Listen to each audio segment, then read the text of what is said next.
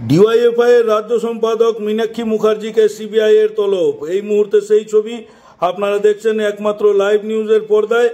DYFI এর রাজ্য সম্পাদক এই মুহূর্তে সিজিও কমপ্লেক্সে ঢুকছেন, সেই ছবি সরাসরি একেবারে লাইভ নিউজের পর্দায়, একমাত্র লাইভ নিউজের পর্দায় সেই ছবি দেখছেন। সিজিও কমপ্লেক্সে ঢোকার মুখে কি বলছেন মীনাক্ষী মুখার্জি, চলুন শুনে নেব।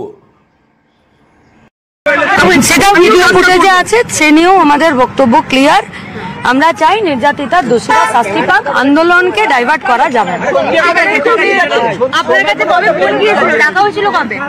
আমরা তো নির্যাতিতার দোষী সকাল 11টায় ফলত যে প্রশাসন এবং প্রশাসনিক যারা কর্তারা আছে তারা যাদেরকে শাস্তি দিতে চাইছে এবং এই কাজে যুক্ত আছেন, সেখানে আমরা যা জানি সেটাই আমরা তাদেরকে সাহায্য করব এবং নির্যাতিতার দোষীদের শাস্তির দাবিতে রাস্তায় আন্দোলনটাও চলছে। 14 তারিখের ঘটনায় কলকাতা পুলিশ আপনাকে তলব করেছিল, কলকাতা পুলিশ আপনাকে রেখে পাঠিয়েছে। কলকাতা পুলিশের কথা কলকাতা পুলিশকে বলে চলে এসেছে।